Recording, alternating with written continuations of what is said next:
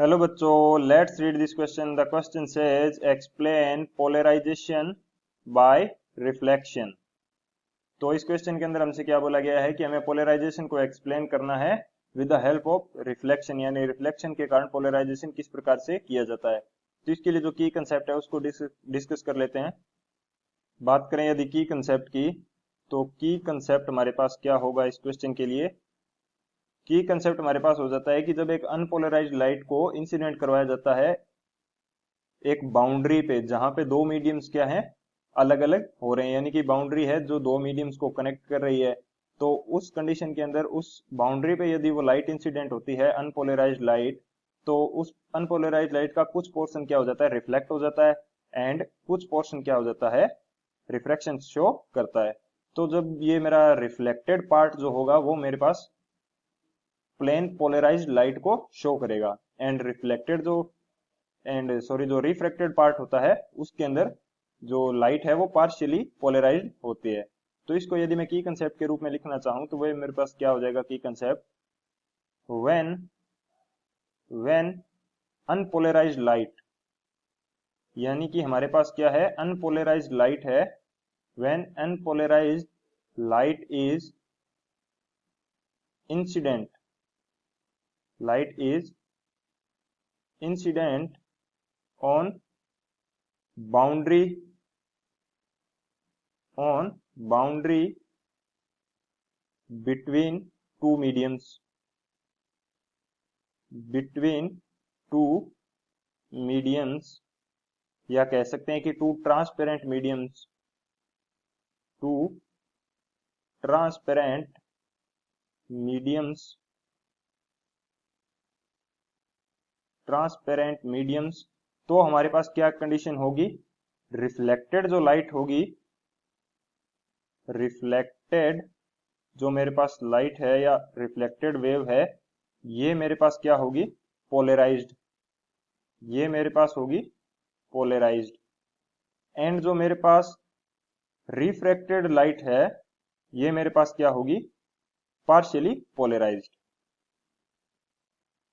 Refracted refracted जो मेरे पास light है, ये मेरे पास क्या होगी, पार्शियली पोलराइज्ड, या इसको बोल सकते हैं ये मेरे पास होती है स्लाइटली पोलराइज्ड, यानी कि पूरी तरह से पोलराइज्ड नहीं हो पाती। तो इस तरह से ये मेरा क्या हो जाएगा, की कंसेप्ट। अब यदि मैं बात करूं इसके सॉल्यूशन की, तो सॉल्यूशन मेरे पास क्या होगा, तो ये मेरे पास इस कंडीशन के लिए एक डायग्राम है जिसके अंदर इंसिडेंट रे है जो मेरे पास क्या है, अनपोलराइज्ड लाइट है, ये मेरे पास अनपोलराइज्ड है।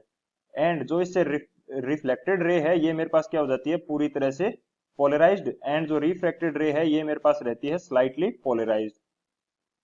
तो इसके अंदर मेरे पास क्या थे, अनपोलराइज्ड लाइट के अंदर दोनों डायरेक्शन के अंदर मेरे पास थे इसके, यानी कि ये डायरेक्शन क्या थी मेरे पास, प्लेन के अंदर and perpendicular to the plane, दोनों साइड ये क्या थी मेरे पास, वाइब्रेशन हो रहे थे अनपोलराइज्ड लाइट के अंदर। एंड जो मेरे पास ये रिफ्लेक्टेड रे है इसके अंदर मेरे पास वाइब्रेशन कहाँ है, only in the plane. And जो मेरे पास स्लाइटली पोलराइज्ड लाइट है इसके अंदर भी मेरे पास वाइब्रेशन दोनों कंडीशन के अंदर है, लेकिन ये जो है कुछ कम है, अनपोलराइज्ड लाइट की तरह उतने नहीं है। ये मेरे पास यहाँ पे जो थीटा बी दिया हुआ है इसको मैं क्या बोल सकता हूँ, ये मेरे पास इंसिडेंस एंगल आई हो जाएगा। एंड ये जो मेरे पास एंगल है ये मेरे पास क्या हो जाएगा, ये एंगल हो जाएगा मेरे पास are.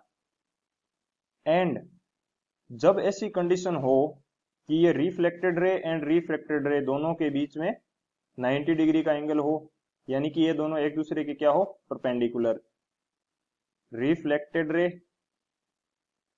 Reflected ray and refracted रे,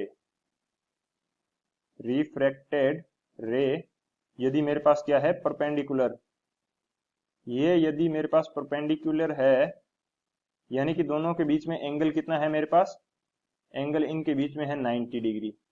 यदि ये एंगल मेरे पास 90 डिग्री है तो इस कंडीशन के अंदर जो मेरे पास एंगल ऑफ इंसिडेंस होता है, यानी कि आई होता है एंगल, इसको बोलते हैं थीटा बी।